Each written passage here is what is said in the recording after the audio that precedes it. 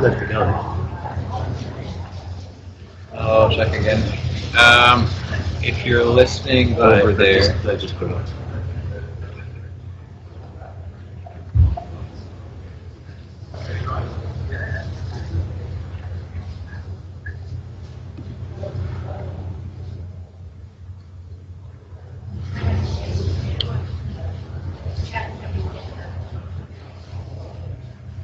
Welcome back to the 2016 Causeway Scrabble Challenge here in Johor Bahru, Malaysia. My name is Jesse Matthews. I am on the air with Chris May of Australia.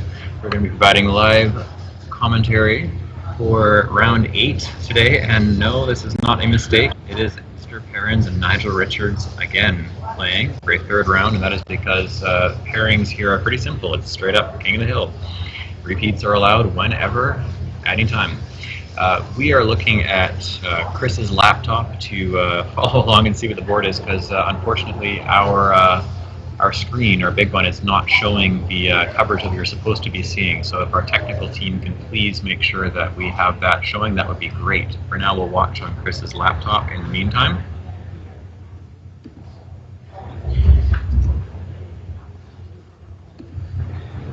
As we said at the end of the last game, it's going to be tough psychologically for Esther coming back after 2 straight defeats to Nigel already, and it looks like things are going to get even tougher for her with this exchange of opening plays, because Esther doesn't have that much to write home about, whereas Nigel seems to have drawn Disfame straight out of the bag, which is almost certain to be playable no matter what Esther does. Mm-hmm. So she's going to have an early deficit to cope with as well.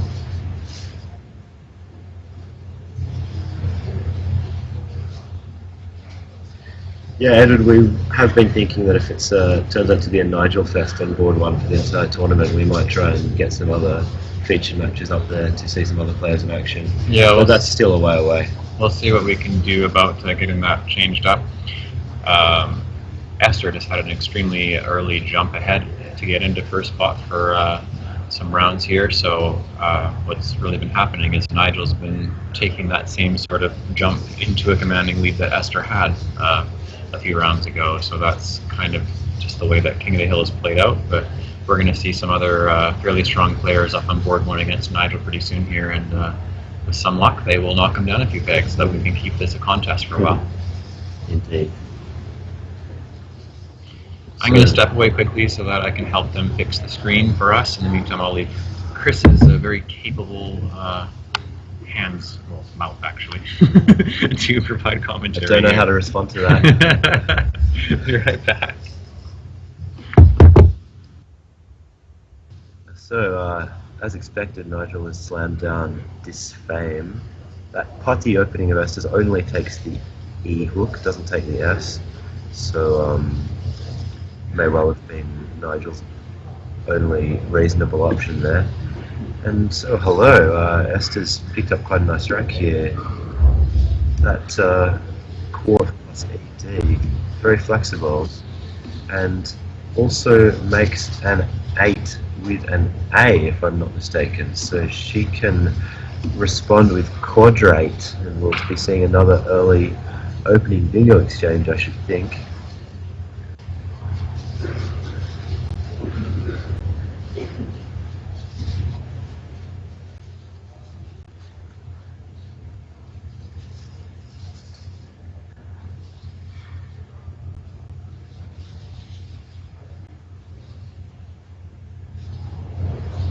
Looks like the team here are working on our connection. So temporarily I've lost sight of the board. I don't know if that's true of you guys watching the feed as well. Let us know if there are some problems. But Nigel, from what I can see, seems to have drawn another really quite nice follow-up rack straight after the bingo. No 7, but possibly points all over the board. It should be another free-flowing game here, which is what both of the last 2 have been, really.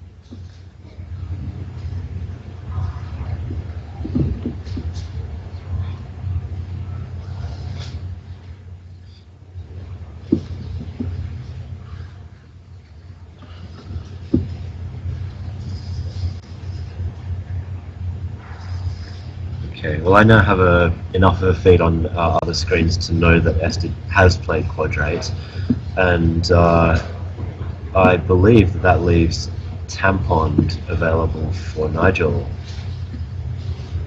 Oh no, in fact it does not, because... Oh no, in fact it does, because of the T's in Putty. Not the T in Quadrate, however. Sorry, my visuals are flickering on and off before my eyes, and I haven't had a clear sight of the board for a while. So just bear with us, please.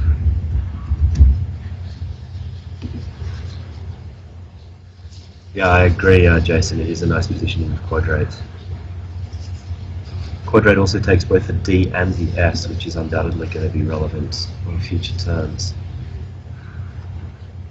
That Putty, which is on the board, takes D, R, and S as a back hook. So, Ali's all over the place for 7s and 8s here. We're waiting to see.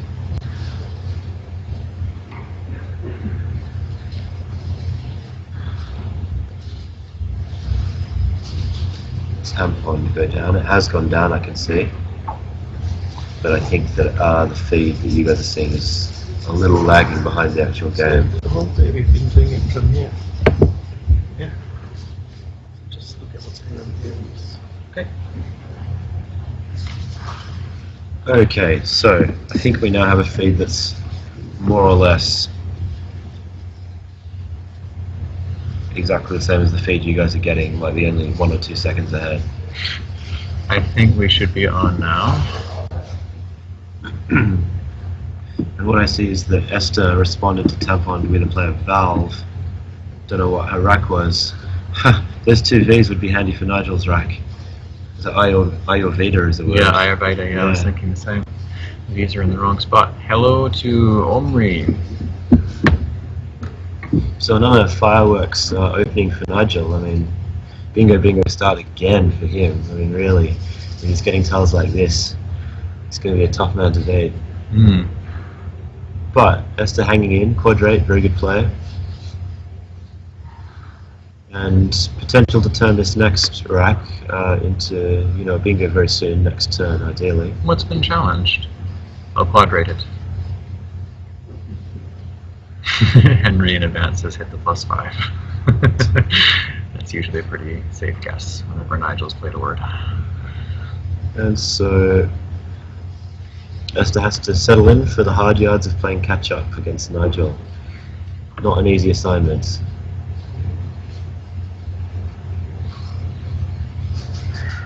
The most baseline play here is to play off your FN or BN somewhere, and she has obvious places to do that using the K5 double word score, but there might be something a little better that we haven't seen. Let us know in the chat.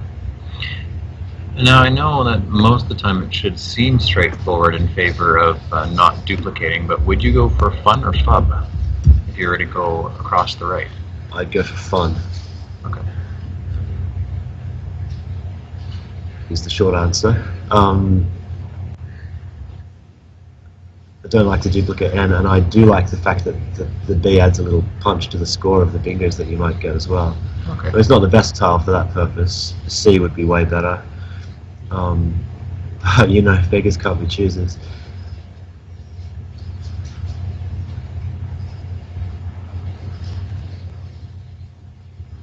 She may not agree. I think it's the case for Fob as well. Well, as I was saying, I know straightforward in terms of balance, you know, fun is better, certainly, but I was just wondering because of non-words, say, through Avio and Tampon or something like this, maybe it's not so bad, but I don't know, that's not something that I'm particularly strong in figuring out. But Esther has opted for fun, going for what is a fairly safe analysis. In I terms wonder of if that balancing. sums up her thoughts about the last 3 games. Oh, this is fun. I think that does not. That she's got a nice rack there that she should be able to unload on the next turn. Yeah, Same she question shouldn't where. have too much trouble bingoing with that, I wouldn't think. She's gonna debone or that one.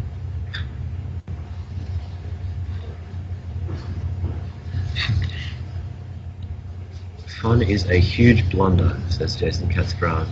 Okay, Jason, could you elaborate on that, please? Yeah, I'm curious to know why it's a huge blunder.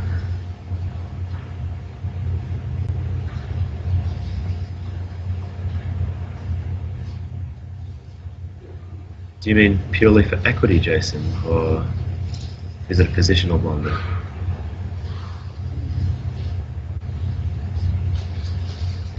Nice idea from Kenji, BUNN.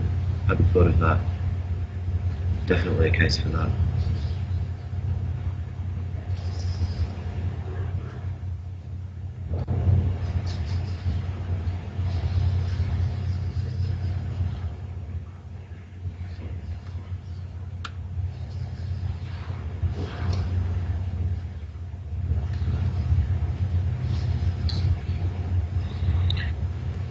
Purely for equity, a blunder. Okay, so what is the most equitous, that's not a word probably, what is the most equitable, pardon, that will work. What is the most equitable play? Ioan is going down from the beard. Yeah, just an attempt to balance his rack and take a few bingos out in that end file, end column I should say. Been watching too much chess. World Championship ends today. Very exciting. Are they doing the Blitz games now? Yeah, they're playing the Rapid and Blitz today. Oh, Rapid and then it's Blitz after it. Yeah. Wow. But I don't think I'm going to stay up to watch it. Yeah, and that's one I think that, if I understand correctly, I mean, I don't think they were going to say Magnus would blow him out, but I think they're still thinking Magnus is going to win comfortably, and that has not been the case. So, Esther's got a choice of fingers here. She can play through the P or the O in Temple. I'm not sure she's got a double-double, a sense and eights, but nothing that reaches both. Can she bingo from J8? Probably. Oh, the sprint is really close, but it doesn't quite reach. Sprint prevents, but neither. Deboners looks like the play. And that is what they're typing out down there. There you go. So she catches up. Nigel has a flexible rack, but not a great one by any stretch of the imagination. Do you think something like How from E10, maybe? I don't know, it just seems like a really fast one. I'm not looking for anything better balanced, but scores. It looks like he's played already, so he obviously didn't think it was worth too much of his time. I would have been looking at H1, but having said that... Heyo! Quackle says FUB. Interesting, so maybe I was not so crazy to think that perhaps the two ends weren't so bad. Yeah, I said there was a case for FUB, but I still don't agree with it. I might have played fun in the end. I was just saying for the sake of thinking about it that perhaps two ends wasn't so bad, but I would have probably gone with fun as well. But Quackle says FUB, so I'm guessing a lot of non-words and similar things were possible. Esther's got good letters. Does it play?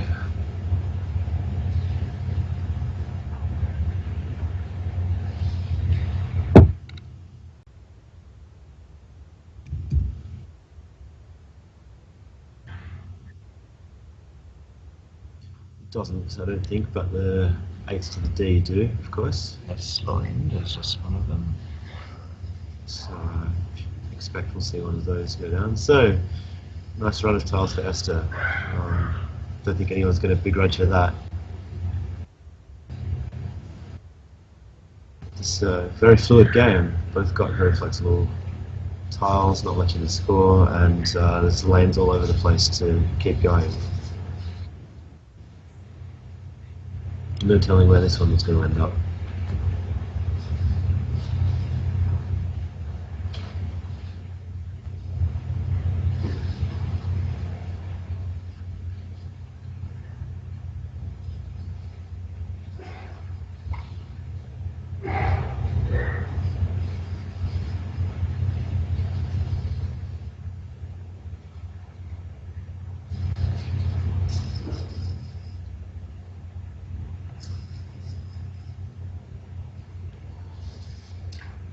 actually wonder what she's thinking about on this turn. It's always interesting how players use their time. This looks like a lay-down play. And here we go. Recheck, reaching up in the top left, yeah, so I'm going to go for bonuses to D.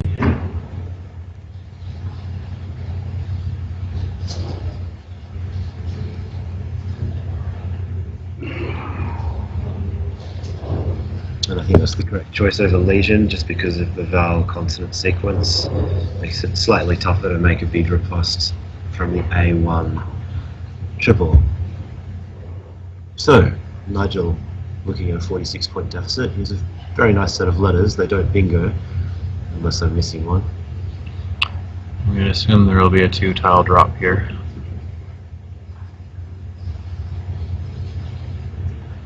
Yeah, he's going to want to knock out H1, I think. I'd be worried about that if I were in his position. Probably something like OE and EE and on, or something similar like that. Just take it out. Balance. I don't know. Maybe if I can't think of a 3-tile play, that would be better. No, the R isn't the most helpful consonant for him.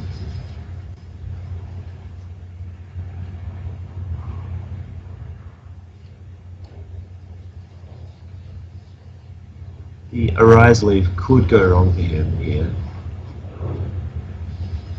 Off of fun though, like with anything starting with S. Yeah, or disfames. Yeah. But he's certainly not going to dump it and just keep the S. No, I shouldn't think so. We'll find out very shortly.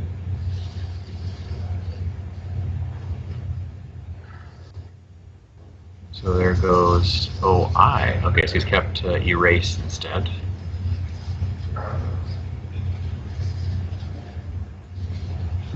Again, Nigel does spring some surprises with his choice of vowel keeps sometimes.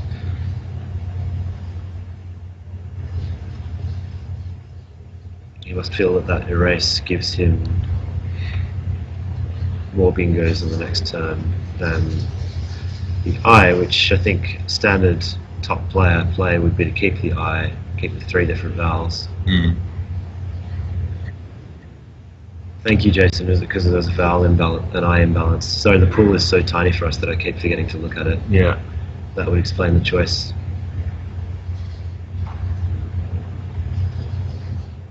Esther has letters to make an 8 that is phony that I've played many times when I was starting out in Scrabble. And I got away with it a few times, but then I've had it challenged off. Clownier is not a word, but I remember I played it a few times. Say clownier. Bad strategy. Yeah. And yes, I remember doing that, and now it is committed to memory as a non-word.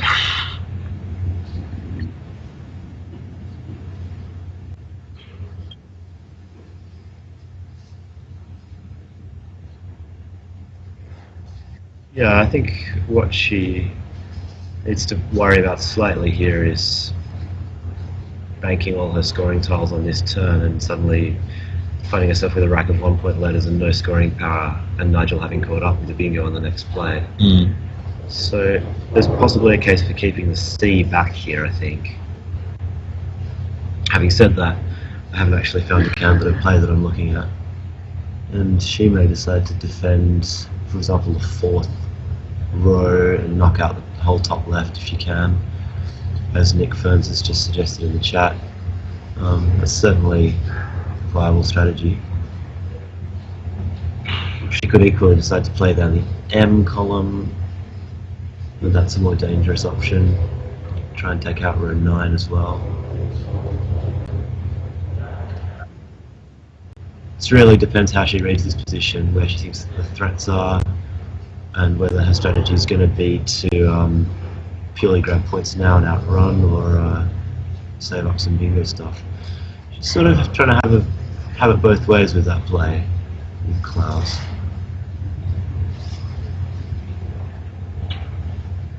And we'll see if the INE leave goes right or goes wrong for her. Nigel's picked up I and U.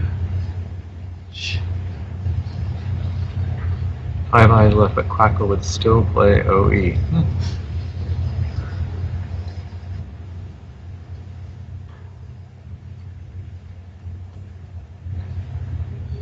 With clouds on the board, it's not totally clear that Nigel should repeat the strategy.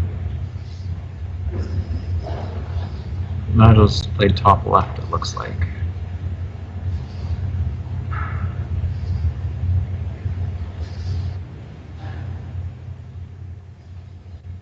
So urea. A1 urea may be what he's done. Or urea. Yeah, there you go. Esther has inertly.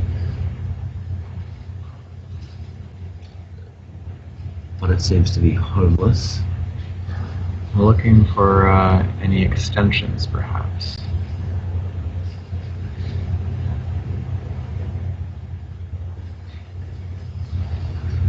Fertile would be 2 L's. That would be cool. So the S, I think it only makes tinsellery. And E for lientery if the E were open.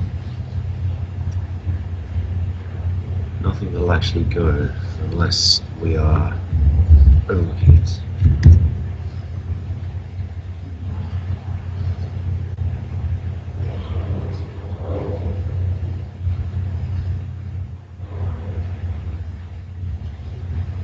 Yeah, I sort of agree, Jason. I thought Klaus came down a little too quickly for the position. It was well worth sifting through the options very carefully there.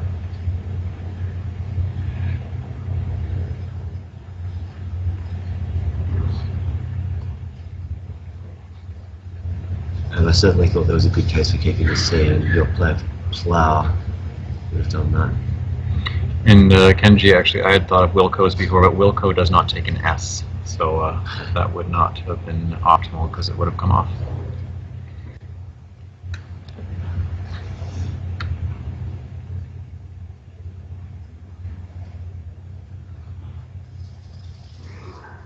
So, does Esther play defense or attack here? Slightly tricky one. Her last play suggests that she's in a defensive frame of mind. However, it would be tempting to try and massage this rack into a playable bingo, even given her own block of clouds on the previous turn. So, she's got a bit to think about here. She's going to be a bit concerned about Nigel coming up on the rails.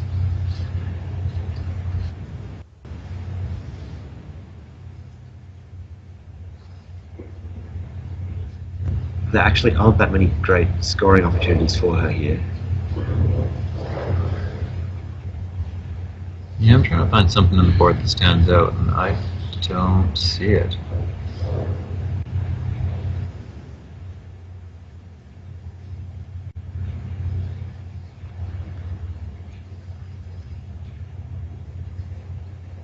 Yeah, I'm sort of with you on that. There's just really nothing that I can be like, oh yeah, that's the one. The fact that we're not seeing very many candidate plays in the chat suggests that It's one that is worthy of being stuck on. yeah, it's a bit of a doldrums rack where it's quite hard to formulate and execute a long-term strategy with it.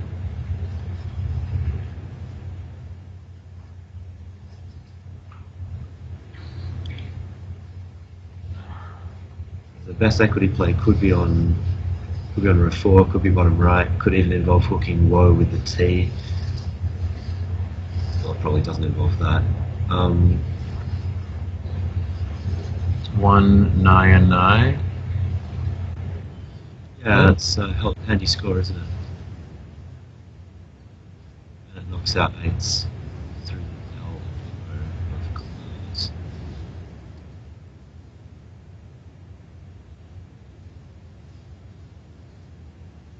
So in the absence of anything better, it's like a leading play.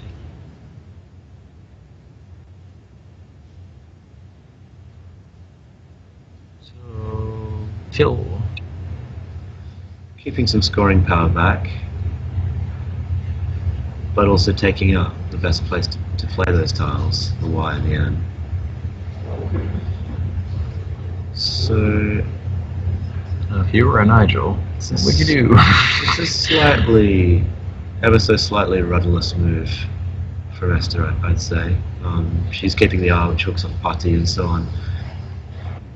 But it's quite hard to say what the obvious strategy is behind that play. Doesn't score all that much. Gives RENY, which is not really clear how that works on the board. Well, she does have 9 X turn at 5E if she wants to do something similar to dump them and block an easy lane. Indeed, yeah, that's true. So there is a way out, and she would have a G after that. Well, there's 3 of them, so it doesn't really matter, but she would have a G. Have that. Now, what does Nigel do here? Just under 50 points difference, so enough where if he doesn't score here, and Esther were to continue to, then she pads her lead to a point where it's difficult without a bonus, so he's going to want to score decently if possible. Yeah, you have to be looking at trying to outrun Esther's strategy, given that he's holding both the J and the Z. Well, it's not really clear what he can do with the J that's of use to him. I guess he can play Jews, spend his S, get some immediate points, but that might be damaging to his long-term chances. That S is the case, I think, and it's being the case, it makes it pretty helpful for disfames. He does have G's with the E at the end from K11. Oh, that's a nice find. Yeah. One of those pesky new ones. Scores Right. decently. The and nice RST, lead. the RST lead is fairly good. A little bit of a worry that there's only one E to draw. Yeah. 2 A's, 3 I's, 2 O's. Yeah, it's a bit consonant heavy, but G's does score a fair bit. There's a whole lot of G and I type letters to draw from Nigel's point of view, and he's not going to really want them.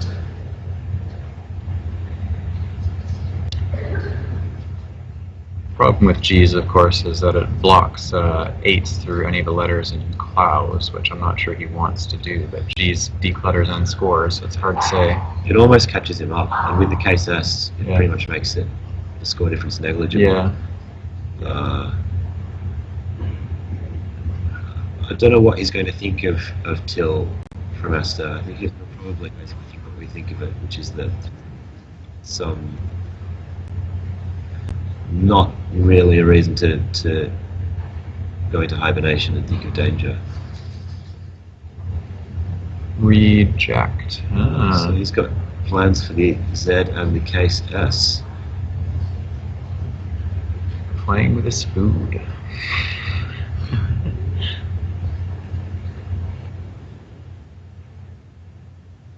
So what does the chat think of reject? A play that no one suggested, we hadn't considered. 17 behind, and banking on the S and Z to see him through. Oh, he's got Zax. He pulls the blank. Wouldn't you know it? Maybe it was a good move to turn over tiles.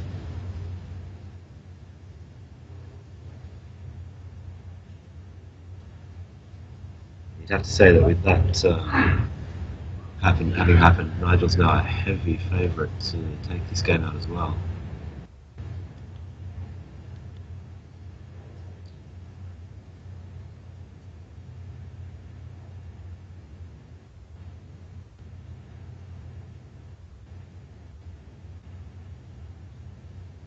You know, the more I think about it, reject from him actually it makes sense, because with Till, what you could infer is that, assuming it's the right play, that she has 1 point tile. So to his point of view, he does have a chance of pulling the Z.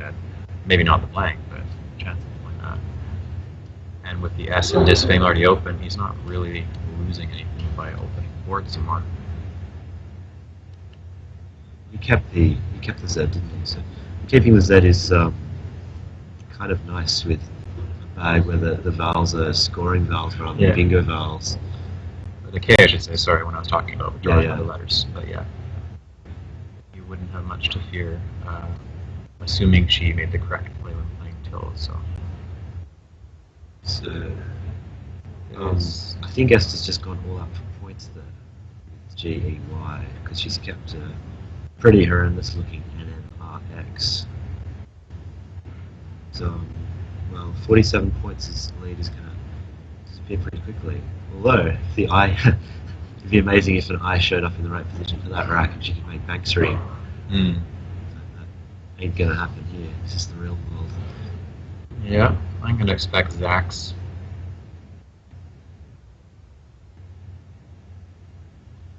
8 tiles in the bag. How scared does Nigel have to be of a bingo on row 4? Reasonably scared. Mainly because of ING stuff. And that would basically kill him if it happened. Mm. So maybe there is a case for leaving the O column, concentrating on row 4 on this turn. True. It's true.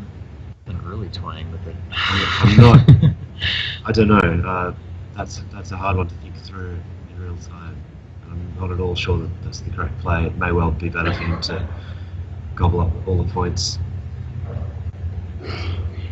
But it feels like there are scenarios here from his point of view where he plays on column O and Esther kills him with a bingo. So it might be worth him thinking through and doing some maths here.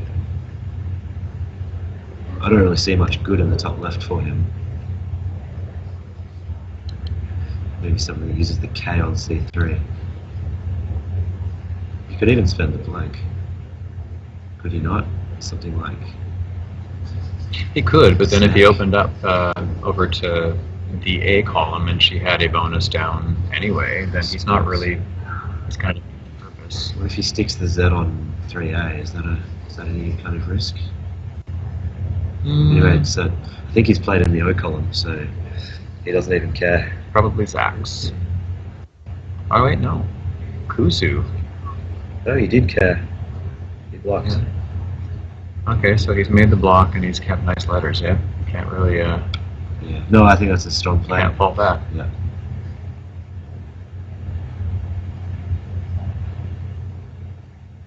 There must have just been too many options for Esther to win. Completely fearless. Yeah. You know? Completely Well, fearless. Holding back the S and blank, and he's just confident that he's got the tiles to win it. Just get the points he needs right at the end. As long as you get them, doesn't matter when you get them.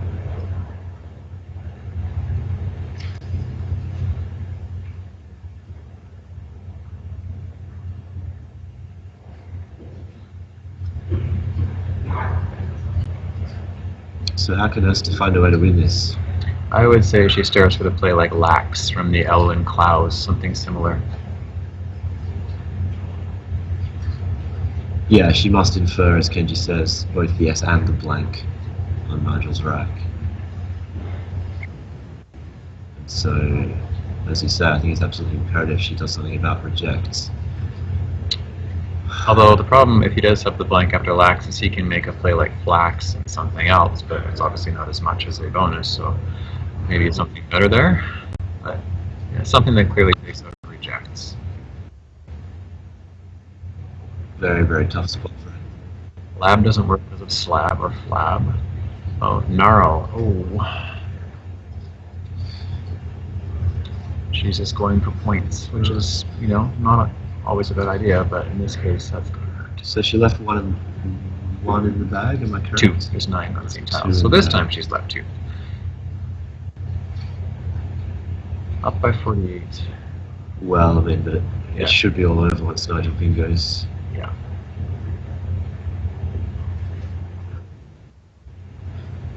Yeah, I have a sense that Lax is horrible, right, on your average metric, but it may have Probably been our Lax. only chance. I think I would have played it because you have to make the blank in half and then score decent. Lax and hope for some vowels.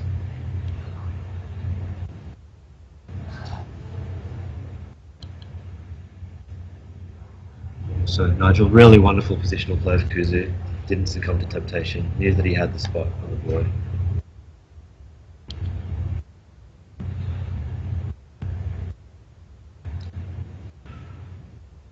reject. An awesome play. Great play. So you can see why Nigel's the best player in the world. This series of games with Esther, who's also one of the best players in the world. And we've just seen some superb judgment from Nigel. And he's reaped the rewards. He's going to win all 3 of the games.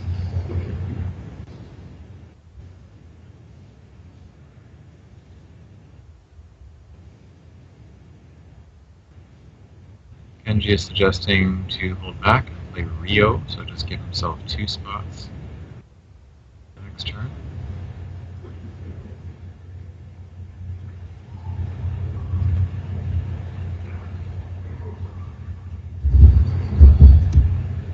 Yeah, that's cool because even the extra gives unblockable fingers. He's shown great restraint so far anyway, so I mean, it wouldn't be surprising if he did drop the O in Rio or something.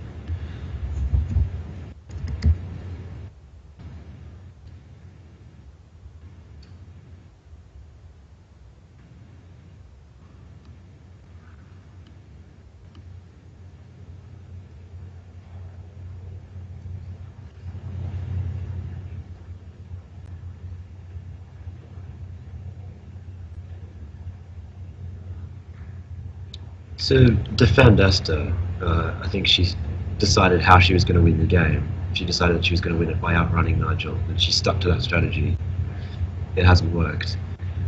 From her point of view, so far it has. She doesn't know that it's not going to after this turn, but...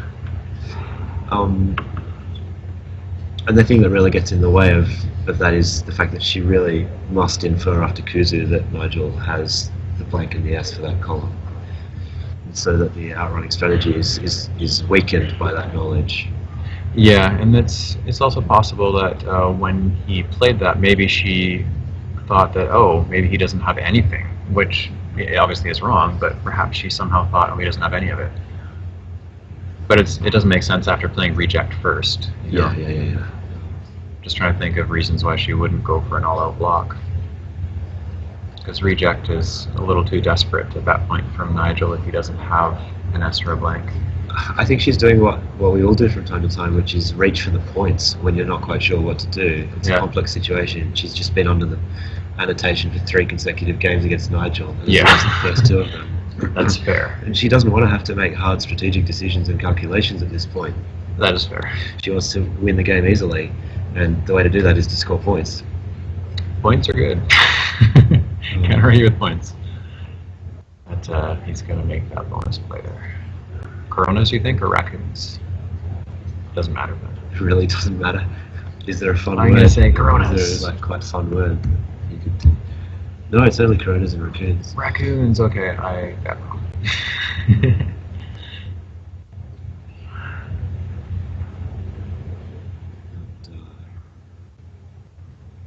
Double I for Nigel, so maybe he can't go out. Could there possibly be a magic endgame? That would be something. I'm looking to make sure there is no out. There shouldn't be, but... I find it hard to believe.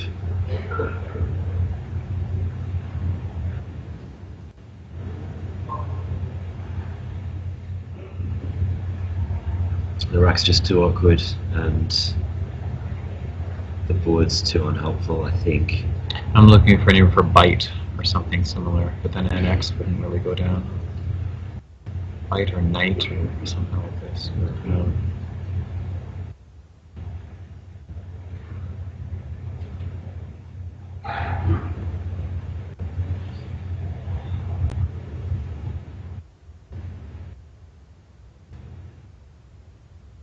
Yeah, and so we're sort of seeing the difference between really good play and Nigel's play in this game. So there's just a little bit to criticise in a couple of Esther's moves. Klaus was slightly directionless, so was Till.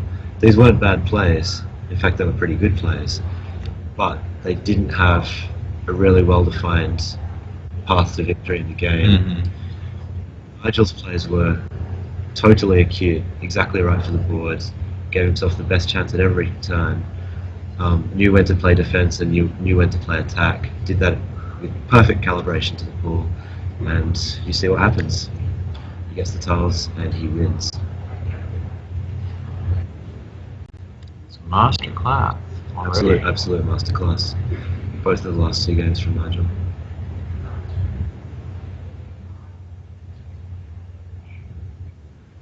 And those slight inaccuracies or not quite thinking through a genuinely difficult play like she had when she had Clow plus INA, which she played fairly rapidly, if I remember. You need to take 5 minutes maybe on that turn. Yeah. Because you're dealing with a choice between a bunch of marginal plays, but you really need to get it right as you can, and you need to know why you're making the moves that you're making. It's all too easy, and I've done it as much as anyone else, to just see a default play and do it. Maybe it's not quite right for the board.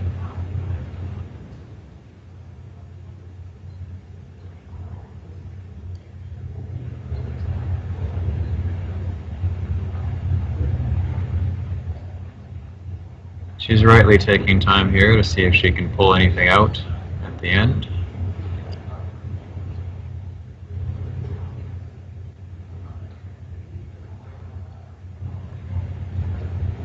I fear she looks in vain.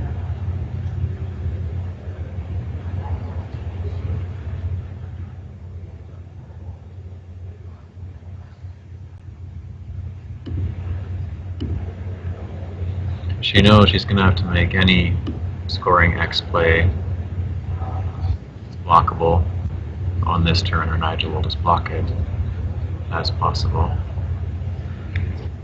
There aren't really any scoring X plays to begin with.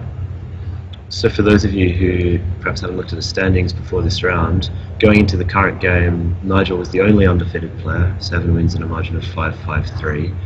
And there were 2 players behind him on 6, Jessie Day, with 6 and 5-3-5 margin, and Harshan Lamavadasuria from the UK, who's been coming up quietly, I guess, with 6 wins and 3-4-9. Those are the only 2 on 6 out of 7, and then there were a group of 7 players on 5: Pichai, Esther, Esther Richards, Weibin, Russell Honeybun, Jack from Thailand, and Odette. And I can tell you guys that the round 9 featured match, which will be the last one for day 1, is going to be Nigel Richards, of course, and Jessie Day. Hey, we get to see my Scrabble hermano on table 1, playing the man, the myth, the legend, Nigel. And Enfez was suggested by Nick Ivanovsky, has been played by Esther. She's keeping Big X left over on her rack.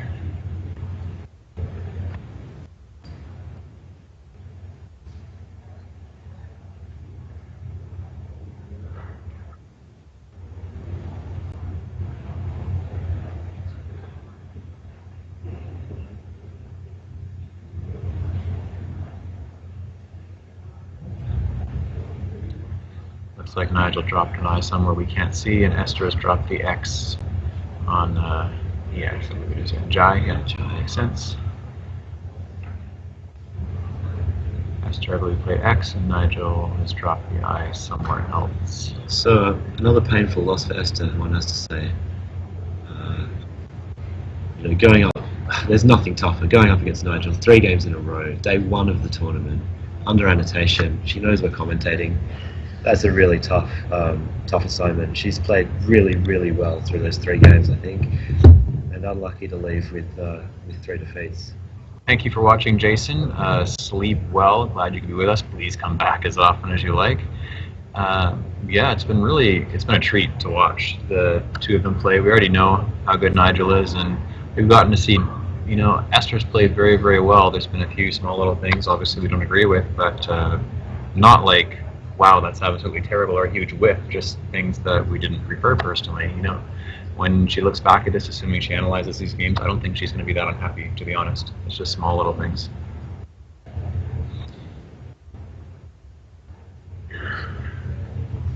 Yeah, so we're going to take a quick break here. Again, it's just about 15 minutes. That we'll be back 6 p.m. local time here, and we'll be looking at Nigel Richards and Jessie Day to wrap up the day. 9 games of play will be finished after that. So then we'll be playing on table 1 in 15 minutes. We'll be right back shortly. Until then, Jesse Matthews and Chris May signing off from Johor Bahru.